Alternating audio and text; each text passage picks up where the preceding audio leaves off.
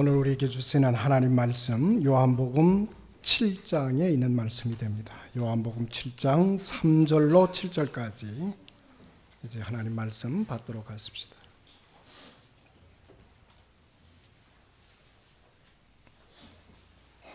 함께 교독합니다. 그 형제들이 예수께 이르되 당신이 행하는 일을 제자들도 보게 여기를 떠나 유대로 가소서.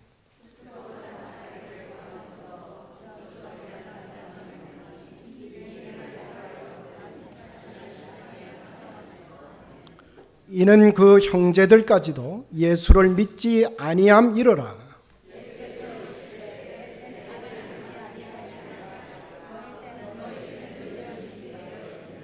7절입니다. 시작. 세상이 너희를 미워하지 아니하되 나를 미워하나니 이는 내가 세상 일들을 악하다고 증언함이라. 아멘. 우리가 사는 이 시대를 향해서 IT 산업이 풍성하게 개발이 되었고 이제 고도 기술 사회에 살면서 전 세계는 하나가 되어 있습니다. 이제는 우리는 글로벌리 한 가족이라 그렇게 말해도 틀린 말이 아닙니다. 그런데 놀라운 사실은 서구 사회의 사상계나 신학 세계에서는 고독이라는 주제가 지금 부스트하고 있습니다. 아주 중요한 명제로, 팀으로 차지하고 있는 것이 고독이라고 하는 단어입니다. 제가 여러분에게 물어볼게요. 여러분 외로우십니까?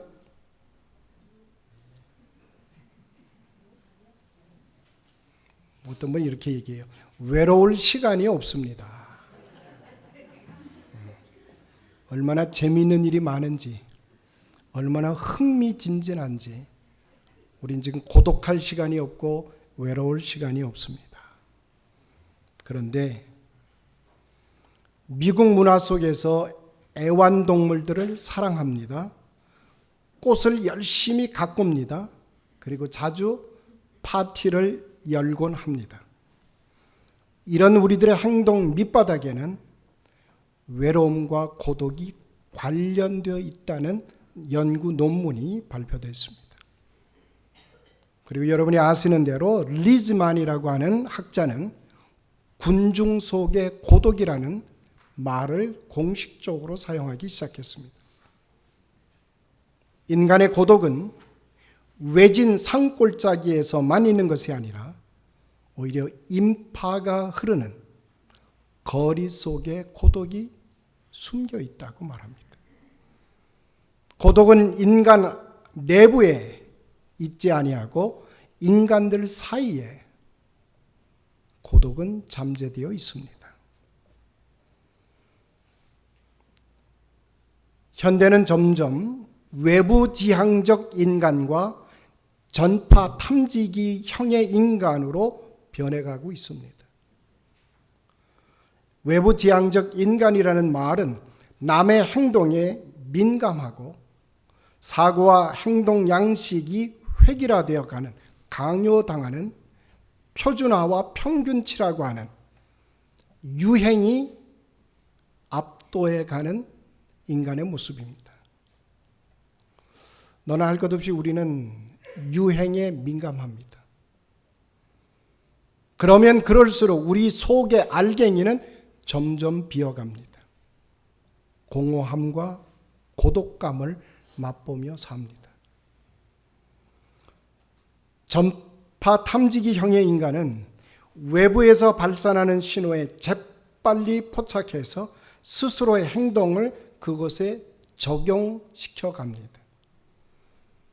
만약 이것에 뒤지를 세라, 만약 뒤지기만 한다면 불안감이 싹트기 시작합니다. 그리고 고독감이 밀려오기 시작합니다. 그러므로 우리 현대에 살고 있는 사람들은 고독의 중압감으로부터 도피하려고 하는 도피처를 찾아갑니다. 여러 모양의 위안제를 추구합니다. 술을 찾아가고 도박을 찾아가고 유흥가를 찾아갑니다. 그러나 우리는 그것으로 우리의 고독과 외로움은 치료되지 아니하고 오히려 심화되기 시작합니다. 저는 목회를 경험하면 할수록 한 가지 진리를 깨달았습니다. 인간은 늙어가면 외로워진다는 사실입니다. 어차피 우리 부부는 한날 한시에 죽지 못합니다. 살아남은 한편은 외롭게 살기 마련입니다. 자식의 효도를 옛날처럼 받지 못하며 사는 것이 현실입니다. 때문에 인간은 늙어서 외롭기 십상입니다. 우리 남자들의 경우는 65세가 넘어서 배우자를 잃어버릴 때 그는 2년 안에 죽음을 맞을 확률이 대단히 높습니다. 만약 2년 동안 고독을 용케 버텨낸 사람이라도 재혼하지 아니하면 그 고독은 참담할 정도로 어렵고 힘겹습니다. 그러므로 사려 깊은 자녀의 효도는 홀로 된 부모를 재혼시켜 드리는 것이 가장 사려 깊은 자녀들의 모습입니다. 근데 저는 그렇게 자녀 역할을 못했습니다. 제게는 장모님이 지금 살아계십니다. 근데 홀로 되신 지 아주 오래되셨는데 제가 재혼을 재촉해 드리지 못했습니다. 왠지 우리 교회의 분위기는 재혼하면 부끄럽다는 그런 느낌이 우리들 속에 산재해 있습니다. 그래서 우리가 고쳐야 될 부분 중에 하나일 것입니다. 예수님은 이 땅에 사시면서 많은 사람들로부터 미움을 받았습니다. 많은 사람들로부터 예수님의 속 심정을 충분히 이해받거나 함께 마음을 나눈 일이 그렇게 많지 않습니다. 예수님은 자신을 위해서 산 적보다는 남을 위해서 일하셨던 일이 훨씬 더 많습니다. 그럼에도 불구하고 예수님은 사랑을 받기는커녕 오히려 미움을 받으셨습니다. 예수님의 형제들로부터 예수님은 미움을 받았고 예수님을 믿어주지 않았습니다. 왜? 예수님은 형제들로부터 그리고 고향으로부터 제자들로부터 그리고 많은 따르는 민중들로부터 충분한 이해를 받지 못했을까? 오늘 본문은 이렇게 우리에게 소개하고 있습니다. 7절에 한번 가보시기 바랍니다. 자, 7절 우리 같이 한번 읽겠습니다. 7장 7절입니다. 시작. 세상이 너희를 미워하지 아니하되 나를 미워하나니 이는 내가 세상의 일들을 악하다고 증언함이라.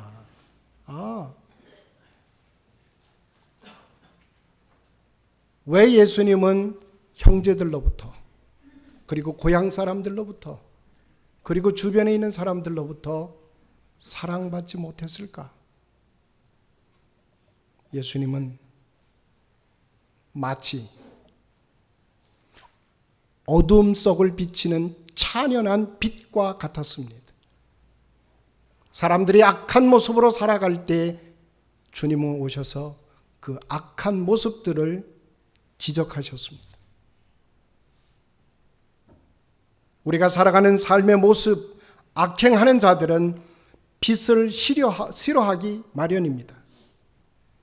예수님이 바라는 빛이 너무 강력함으로 그들은 예수님을 미워했습니다. 마치 부엉이나 지렁이들이 햇빛을 싫어하는 것과 흡사합니다. 박쥐나 야행성 동물들은 낯을 싫어하는 것과 같습니다. 세속적인 사람들은 깨끗한 사람과 한 자리에 오래 앉아 있을 수가 없습니다. 예수님은 항상 자기를 선하다고, 자기는 종교적인 그런 사람이라고, 그리고 형식적인 종교인들을 향해서 예수님은 날카롭게 냉정하게 회초리를 드셨습니다. 그들을 향해서 위선자라고, 회칠한 무덤이라고, 그리고 천국을 가로막는 사람들이라고 예수님은 현란한 지적을 하셨습니다. 여러분이 잘 아시는 대로 그 당시에는 바리새파 사람들, 그리고 사두개파 사람들, 그리고 율법주의자들, 서기관들이 각자 자기들 나름대로 주장을 하고 있었습니다. 뿐만 아니죠. 예수님은 소위 성전을 가꾸고 있다는, 성전을 아낀다고 하는 사람들, 성전 중심주의를 주장하는 사람들을 지적하십니다. 제사용 동물들을 내어 쫓으십니다. 환전 업무를 맡고 있는 사람들을 몰아냈습니다. 당시의 제사주의 종교를 정면적으로 도전합니다. 더 나아가서 예수님은 그 당시에 지배자로 있었던 헤롯 분봉왕을 향해서 그를 향하여 여우라고 표현을 합니다. 오늘날 바꿔 얘기하면 국가 원수를 모독한 언동을 서슴지 않으셨습니다. 예수님은 결코 외교적인 그런 술수를 사용하지 않으셨습니다. 인간의 방식을 따르지 않으셨습니다. 하나님이 원하시는 바, 하나님이 뜻하시는 것을 적나라하게 밝혀주셨습니다. 예수님은 네 편, 내 편을 가르지 않으셨습니다. 예수님은 오직 한 가지, 하나님 아버지의 뜻이 무엇인가를 분별하셨습니다. 아버지 하나님의 뜻이라면 자기의 의견도, 자기의 생각도, 자기의 욕심도 포기하시는 것이 예수님의 삶의 모습이었습니다.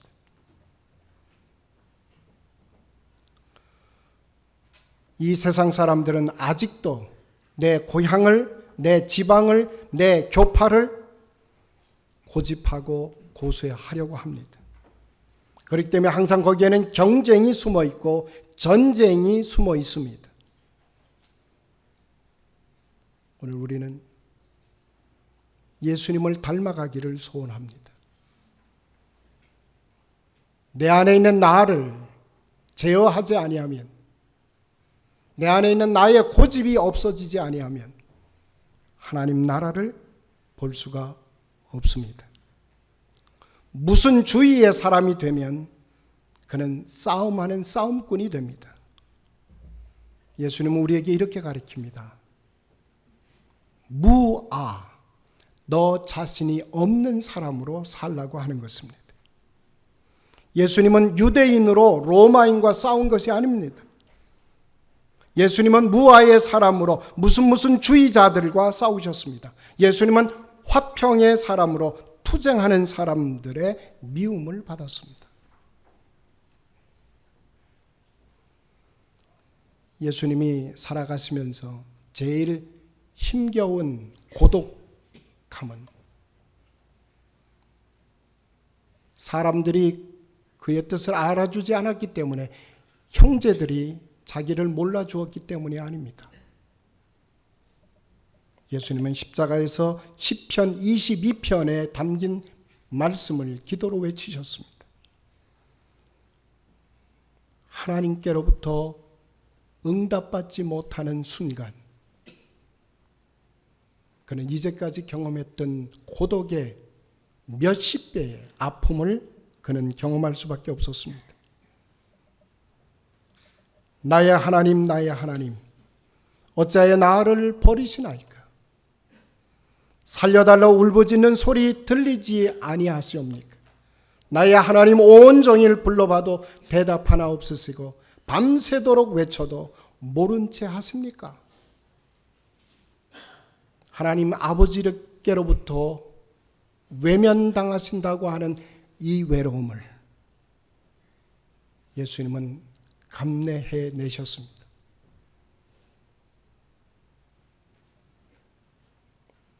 저는 이것을 고독의 연습이라고 표현합니다.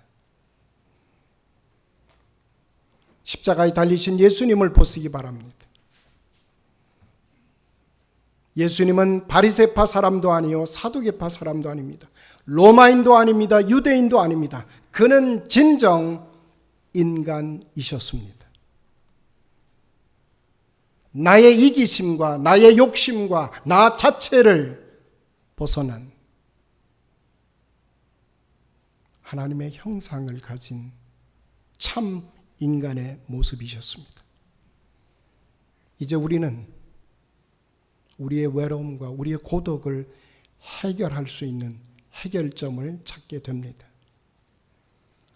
고독이라고 하는 것은 내가 있고 내가 살아있을 때 우리에게 찾아오는 법입니다. 예수님처럼 나와 나의 욕심을 십자가에 못 박으면 나는 하나님 나라를 맛보게 될 것입니다. 우리는 그 외로움과 고독을 극복할 수 있게 될 것입니다. 그래서 사도 바울은 우리에게 이렇게 말합니다. 나는 매일 죽고 매일 산다라고 고백합니다. 예수님의 죽으심을 나의 몸에 짊어지고 산다고 말합니다.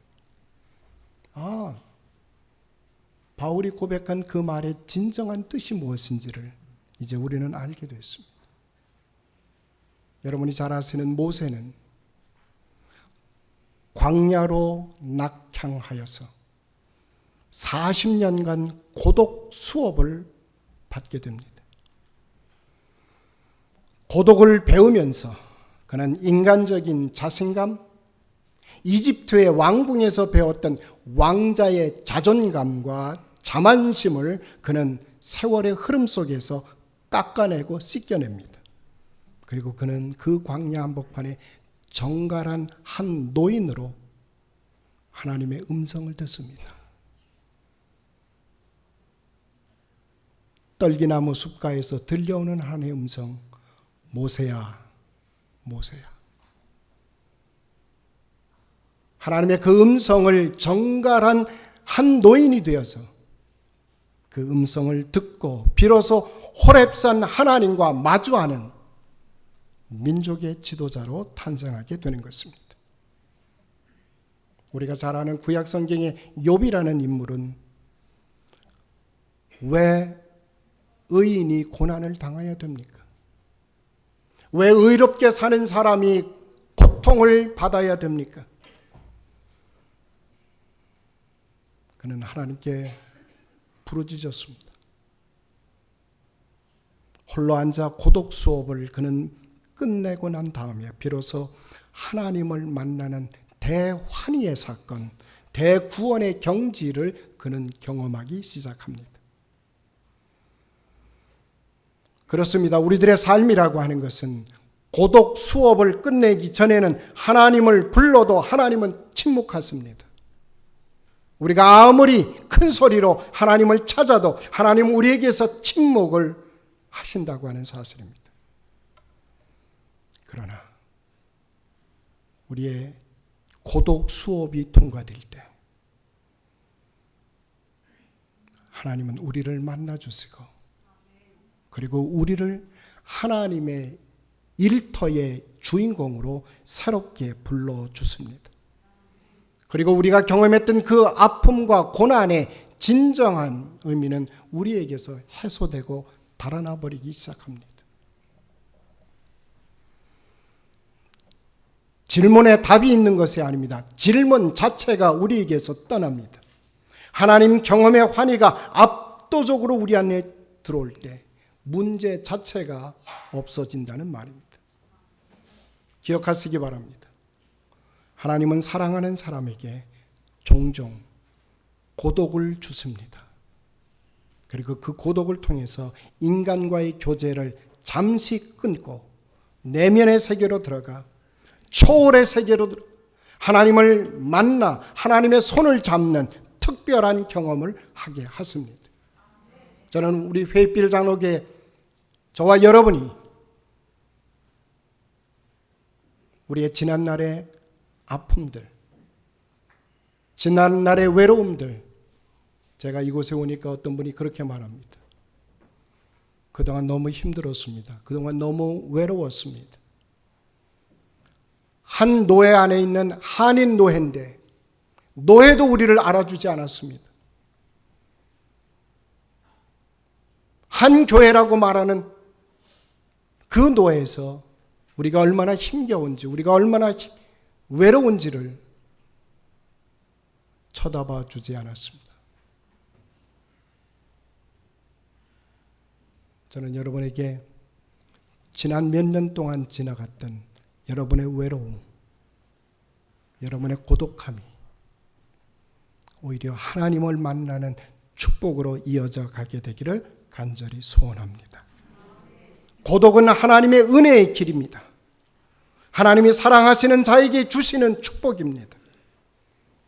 때문에 의로운 나무는 어쨌든지 감사한 나무, 풍성한 나무로 새롭게 그 외로움을 통해, 고독을 통해 자리매김을 할 것입니다.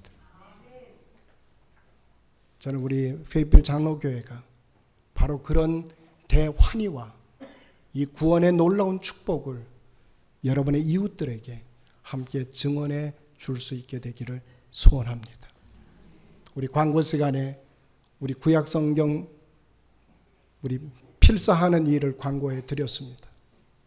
우리가 신약 성경은 다 필사가 맞춰졌습니다. 구약 성경이 맞춰지면 성경 66권이 전 교인이 참여한 가운데 필사본이 마련이 될 것입니다. 아마도 제가 보기에는 교인 전체가 참여한 필사본 성경은 처음으로 만들어질 줄로 압니다. 이렇게 만들어진 이 우리 페이필 장로교회 성경 필사본은 필라델피아에 가면 미국 장로교회 박물관이 있습니다. 미국 장로교회 박물관에는 지난 200년 동안 우리 교회들이 걸어왔던 모든 기록들이 소장되어 있습니다. 저는 이번에 필사본이 완결이 되면 이제 우리 교단의 박물관에 기증을 하려고 합니다. 그 사본을. 그러면 우리 박물관에 앞으로 오고 오는 세대 100년 뒤에 우리의 자손들이 그것을 볼 것입니다. 하나님께서 우리에게 그런 은혜와 축복을 허락해 주실 줄로 믿습니다. 여러분, 주님께서 걸어가신 그 비아돌라로사는 때로는 외롭고 힘겹고 고독의 터널이 있지만 하나님께서는 그 속에서 인류 구원의 놀라운 역사를 하나님께서는 준비해 놓으셨습니다. 저는 우리 페이필 장로교회가 지나간 수년 동안 경험했던 아픔들, 여러분이 경험하셨던 그 외로움들을 하나님은 새롭게 옷 입혀 주실 줄로 믿습니다. 이것이 우리가 누리고 받아야 될 하늘의 축복인 줄로 믿습니다. 기도하십시다. 거룩하신 아버지 하나님, 연약한 저희들을 부르시어 하나님의 놀라운 세계, 은총의 세계, 감격의 세계를 우리로 맛보게 하시고 하나님의 아름다운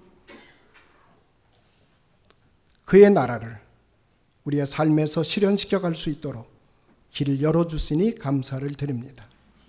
말씀 받은 대로 주께서 걸어가셨던 그 모습이 다름 아닌 우리들의 모습이 되게 하여 주옵소서.